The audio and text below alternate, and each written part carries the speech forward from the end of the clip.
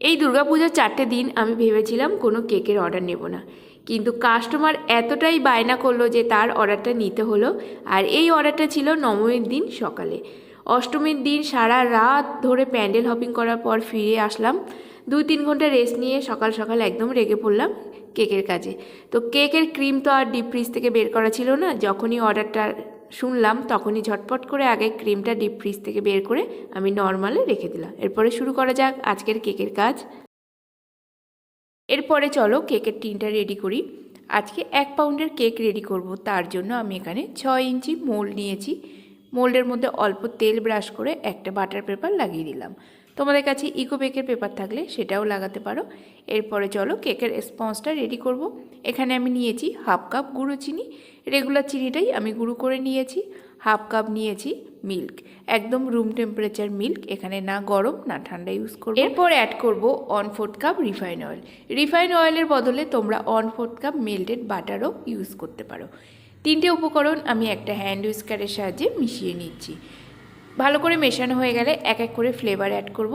এখানে আমি প্রথমে ভ্যানিলা ফ্লেভার দিচ্ছি 1/4 টিএসপি, চকলেট এসেন্স দিচ্ছি 1/4 টিএসপি দিয়ে হ্যান্ড উইস্কারের সাহায্যে মিক্সড করে নিলাম।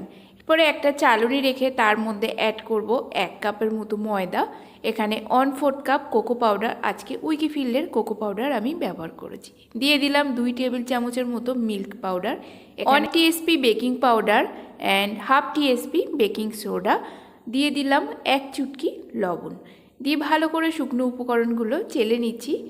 চালা হয়ে গেলে এবারে একটা হ্যান্ড উইস্কারের সাহায্যে লিকুইড এবং ড্রাই উপকরণগুলো মিশিয়ে নেব। কেকের ব্যাটারটা আমার একটু গাঢ় মনে হচ্ছে, তার জন্য আমি 2 থেকে 3 টেবিল চামচের মতো এখানে মিল্ক অ্যাড করব। মিল্ক অ্যাড করে আবারও হ্যান্ড উইস্কারের সাহায্যে ফেটিয়ে নেব। এখানে আমার বাটিটা একটু ছোট হয়ে গেছে, বড় একটা বাটির মধ্যে সম্পূর্ণ কেক ব্যাটারটা নিয়ে নিলাম। নিয়ে ভালো করে হ্যান্ড উইস্কারের সাহায্যে মিশিয়ে নেব। একটা নির্দিষ্ট ডাইরেকশনে আমরা মিক্সড করব। সবার লাস্ট অ্যাড করব ভিনিগার। এখানে আমি 2 টিএসপি ভিনিগার অ্যাড করে হ্যান্ড উইস্কারের সাহায্যে আস্তে আস্তে মেশাবো। ভিনিগারটা অ্যাড করার ফলে আমাদের কেক ব্যাটারের মধ্যে একটা ফ্লাফি ভাব চলে আসবে। কেক ব্যাটারে ভিনিগার অ্যাড করার ফলে আমরা কিন্তু একদম ওভার মিক্স করব না, তাহলে কেকের সম্পূর্ণ যে ফ্লাফি ভাবটা থাকবে সেটা নষ্ট হয়ে যাবে। আর কেকের ব্যাটারটা এখানে দেখেই তোমরা বুঝতে পারছো একদম রিবন কনসিস্টেন্সিতে আছে। কেকের ব্যাটার যদি পাতলা হয় তাহলে তোমাদের কিন্তু মাঝখান থেকে বসে যাবে, আর যদি গাঢ় হয় কেকটা বেক করার পরে ঠান্ডা হয়ে যাওয়ার পরেও সেটাও মাঝখান থেকে ডেন্স হয়ে যায়। এরপরে আমি কেকটাকে একটা প্রিহিট করা ওভেনে বেক করার জন্য রেখে দেবো। 160 ডিগ্রি টেম্পারেচারে 20 থেকে 25 মিনিটের জন্য কেকটা বেক হওয়ার জন্য রেখে দেবো। তোমরা চাইলে কড়াইতে বা প্রেশার কুকারে রেখে বেক করে নিতে পারো। যতক্ষণ আমাদের কেকটা বেক হচ্ছে ততক্ষণে চকলেট গানাশ রেডি করব। এখানে 1/4 কাপ নিয়েছি মিল্ক, তার সাথে অ্যাড করছি 3/4 কাপ চকলেট।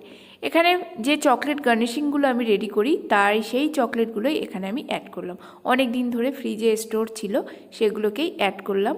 এখানে ডার্ক চকলেট আর মিল্ক চকলেট দুটোই আছে। তার সাথে 3 টেবিল চামচ মতো এখানে কোকো পাউডার অ্যাড করলাম। এরপর গ্যাসের ফ্লেমটা একদম লো রেখে আমি প্যানটা বসিয়ে 5 মিনিটের জন্য একটু কুক করে নেব। কোনো কারণে ভিডিওটা আমার শ্যুট হতে পারেনি, তো আমি দেখাতে পারলাম না, তার জন্য খুবই দুঃখিত।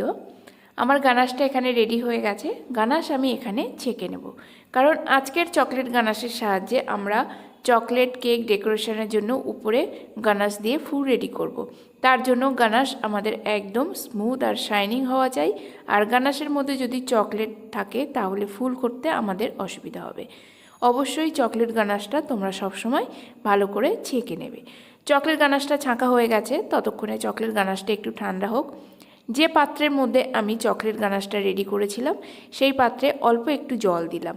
দিয়ে ভালো করে যে চকলেট গানাশগুলো লেগে আছে সেটা একটা স্প্যাচুলার সাহায্যে নাড়িয়ে নিলাম। এই জলটা দিয়ে আজকের কেক আমি সোক করব। একটা কাপের মধ্যে আমি চকলেটের জলটা ঢেলে নিলাম। নিয়ে অন্যদিকে ততক্ষণে আমাদের যে গানাশটা ছিল সেটা সম্পূর্ণ ঠান্ডা হয়ে গেছে। এবারে গানাশটা আমি একটা ক্লিনিং র্যাপের সাহায্যে জড়িয়ে ডিপ ফ্রিজে রেখে দেব। এদিকে আমার কেক বেক হচ্ছে 20 মিনিট হয়ে গেছে। চলো 20 মিনিট পর টুথপিকের সাহায্যে চেক করে নিই কেকটা ঠিকঠাক বেক হয়েছে কিনা। তো টুথপিকটা আমার একদম ক্লিন চলে এসছে, মানে আমার কেকটা 20 মিনিটের মধ্যে বেক হয়ে গেছে। ওটিজিটা অফ করে এইভাবে রেখে দেবো কেকটা ঠান্ডা হওয়ার জন্য। ততক্ষণে চলো ক্রিমটা আমরা ফেটিয়ে নিই। এখানে আমি গুডরিজের হোয়াইট গোল্ড হুইপ ক্রিমটা নিয়েছি, আর ক্রিম কিন্তু এখানে পুরোপুরিভাবে আমার পুরো মেল্ট হয়নি, একটু বরফ আছে, একটু লিকুইড আছে, সেরকম অবস্থায় আছে। তো এখানে আমি ক্রিমটা একটা বাটির মধ্যে নিয়ে নিলাম। এই বরফ অবস্থায় যদি আমরা ক্রিম বিট করি তাহলে আমাদের ক্রিমটা তো বিট হবে, কিন্তু কিছুক্ষণ পরে আবার কিন্তু ক্রিমটা মেল্ট হয়ে যাবে। যখন ক্রিমের মধ্যে এরকম আইস ক্রিস্টাল থাকবে তখন আমরা চামচের সাহায্যে আস্তে আস্তে আইস ক্রিস্টালগুলো মেল্ট করে নেব, না হলে আমাদের হুইপ ক্রিমটা একদম স্টিফ বা টাইটলি বিট হতে কিন্তু খুবই অসুবিধা হবে। অনেক সময় বিট হয়েও যায়, কিন্তু পর কিছুক্ষণের মধ্যে আবার সেটা মেল্ট হয়ে যায়। তা আমি এখানে চামচের সাহায্যে আইস ক্রিস্টালগুলো মেল্ট করে নিলাম, আর খুবই সামান্য একটা দুটো আইস ক্রিস্টাল আছে, সেটা আমাদের বিট করতে করতে সেগুলো মেল্ট হয়ে যাবে। প্রথমে হ্যান্ড বিটারের স্পিড একদম লো রাখবো, রেখে কয়েক সেকেন্ড বিট করে নিয়ে তারপরে স্পিডটা হাই করে দেবো, দিয়ে একদম হার্ড পিক না আসা পর্যন্ত আমরা ক্রিমটাকে ফেটিয়ে নেব। ক্রিম আমাদের ফ্যাটানো হয়ে গেছে। এদিকে আমার কেকের বেসটাও সম্পূর্ণ ঠান্ডা হয়ে গেল, সেটাকে আমি ডিমোল্ড করে নিলাম। কেক স্পঞ্জ কতটা সফট আর ফ্লাফি হয়েছে তা তোমরা দেখেই বুঝতে পারছো। আর এই কেকের যে ঠিকঠাক মেজারমেন্ট হয়েছে সেটার জন্য কিন্তু কেকের উপরে একদম স্টিকি ভাবটা আসেনি। মানে তোমরা যখন দুধ, চিনি, বাটার যা কিছু ব্যবহার করো না কেন, সব কিছু একটা যে উপকরণগুলো ব্যবহার করছো ঠিকঠাক পারফেক্ট মেজারমেন্টের সাথে ব্যবহার করবে। কেক এখানে আমি 3টে লেয়ারে কেটে নিচ্ছি। যারা বিগিনার্স আছো তারা কেকের সাইডে দুটো মার্ক করে নিয়ে কেকটাকে ইকুয়ালি তোমরা 3টে লেয়ারে কাটবে, কারণ কেকের 3টে লেয়ার একদম যেন ইকুয়ালি হয়। যদি পাতলা করে কাটো তাহলে 3টে লেয়ারই পাতলা কাটবে, আর একটু মিডিয়াম সাইজ কাটলে 3টে লেয়ারই মিডিয়াম কাটবে।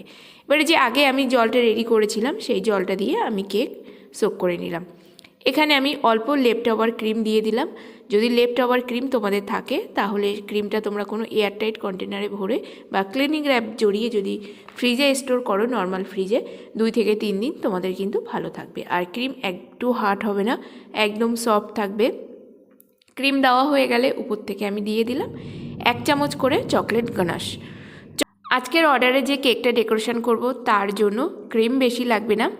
দেখো ফ্রেন্ডস, আমরা হলাম হোম বেকারস। কোনো কেকের পিক দেখে মোটামুটি আইডিয়া করতে পারি যে এই কেকটা ডেকোরেশন করতে আমাদের কতটা পরিমাণ ক্রিম লাগবে। যদি আমাদের ক্রিমটা এক্সট্রা হয়ে যায় তাহলে সেটাকে আবার অন্য একটা কেকের জন্য এয়ারটাইট কন্টেনারে ভরে রাখতে হবে। আর আমরা সবসময় চাইবো যাতে আমাদের ক্রিমটা যেন ঠিকঠাক মাপে একটা কেকের মধ্যে চলে যায়, যাতে বেশি যেন না হয়। এতটা কম সময়ের মধ্যে যে চকলেট ট্রাফেল কেক রেডি করতে পারবো সেটা আমি নিজেও বুঝতে পারিনি, কারণ সারা রাত ধরে এত কষ্ট হচ্ছে ঠাকুর দেখে আসার পরে, তবু কাস্টমারের ডিমান্ড আমি ফেলতে পারলাম না। কাস্টমার ধরো আমার কেকটা নিয়ে যতটা স্যাটিসফাই হতে পারতো সেই হিসাবেই আমি কিন্তু চকলেট ট্রাফেল কেকের ডেকোরেশনটা করলাম। আর এর সাথে ছিল প্রচুর পরিমাণে চকো চিপসের কাজ। তো এখানে আমার যে পিক পাঠিয়েছিল সেখানে ছিল মিল্ক চকলেট। তো অত তাড়াহুড়োর মধ্যে আমি আর মিল্ক চকলেট রেডি করতে পারিনি, তার জন্য আমি এখানে একটা টিপস তোমাদের কাছে শেয়ার করব, সেটা দেখো তোমরা কিভাবে আমি টিপসটা শেয়ার করছি। এরপরে দেখো আমি কথা বলতে বলতে কেকটাকে full and final crumb coating করে টার্ন টেবিল থেকে আটের বোটে আমি তুলে নিয়েছি। নিয়ে কয়েক মিনিটের জন্য আমি ডিপ ফ্রিজে রেখেছিলাম কেকটাকে সম্পূর্ণ চিল্ড হওয়ার জন্য। ওপর থেকে দিয়ে দিলাম চকলেট গানাশ। চকলেট গানাশটা এখানে আমি কয়েক সেকেন্ডের জন্য মাইক্রোওয়েভ করে নিয়েছি, সামান্য একটু গরম। এখানে কিন্তু খুব বেশি গরম আমরা দিতে পারবো না, তাহলে আমাদের ক্রিম মেল্ট হয়ে যাবে। উপর পোর্শনটাই শুধু চকলেট গানাশটা দেবো, আর সাইড থেকে যতটা গানাশ আমার নিচের দিকে আসছে একটা ব্যালেন্স নাইফের সাহায্যে ঘুরিয়ে নেব, কারণ সাইড পোর্শনটায় আমি লাগাবো চকো চিপস। তো এখানে মিল্ক চকো চিপস ছিল না, তার জন্য এখানে আমি হোয়াইট চকো চিপস নিয়েছি। তার মধ্যে অল্প 1 চামচের মতো আমি দিয়ে দিয়েছি কোকো পাউডার। এখানে আমি উইকিফিল্ডের কোকো পাউডার দিয়েছি। কোকো পাউডারটা আমি হোয়াইট চকো চিপসের গায়ে ভালো করে হাতের সাহায্যে মাখিয়ে নিয়েছি। মাখিয়ে নিয়ে কেকের সাইড অংশটায় হালকা করে হাতের সাহায্যে চেপে চেপে চকো চিপসগুলো লাগিয়ে দেবো। তারপরে এর সাথে আমি অল্প একটু সামান্য হোয়াইট চকো চিপস লাগাবো, কারণ পুরো একেবারে মিল্ক চকো চিপসের জন্য দেখতে অতটা ভালো লাগছিল না। একটা দুটো যদি মাঝখানে হোয়াইট চকো চিপস থাকে তাহলে কেকের লুকটা কিন্তু ভালো লাগে। তো দেখো মাঝখান থেকে আমি একটা দুটো করে অল্প অল্প করে হোয়াইট চকো চিপস লাগিয়ে দিচ্ছি। টোটাল আমার এই কেকটা ডেকোরেশন করার জন্য টোটাল আমাদের 30 গ্রামের মতো চকো চিপস কিন্তু লেগেছে। এবার একটা ব্যালেন্স নাইফের সাহায্যে চেপে দিলাম যাতে চকো চিপসগুলো কেকের গায়ে ভালো করে আটকে যায়। এরপর কেকটা আমি রেখে দেবো নর্মাল ফ্রিজে ঠান্ডা হওয়ার জন্য। ততক্ষণে চকলেট গানাশটা আমার একদম সেট হয়ে গেছে। দেখো তোমরা যদি এরকম কভার করে 30 মিনিটের মতো যদি চকলেট গানাশটা ডিপ ফ্রিজে রেখে দাও তাহলে এরকম একদম টাইটলি আমাদের স্টিক হয়ে যাবে। মানে এই গানাশটা দিয়ে আমরা যে কোনো ধরনের রোজ কিংবা নজেল ওয়ার্ক সব কিছুই আমরা করতে পারবো। কোনো প্রকার ক্রিম ছাড়াই কিন্তু চকলেট গানাশ রেডি করা যায় দুধ অথবা জল দিয়ে। তো তোমরা অবশ্যই আমার রেসিপিটা কিন্তু ট্রাই করো বন্ধুরা, আর ট্রাই করে জানিও চকলেট গানাশটা কতটা ভালো লেগেছে তোমাদের। এরপরে চলো আমি কেকের উপরে আগে মিডিল পোর্শনটায় আমি হ্যাপি বার্থডে আর যে কাস্টমার নাম লিখতে বলেছিল সেই নামটা আমি লিখে নেব। তারপরে কেকের সাইডে আমি নজেল ওয়ার্কটা করব।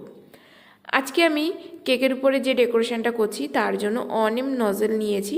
অনেম নজেলের সাহায্যে একদম গায়ে গায়ে ফুল বানিয়ে নেব।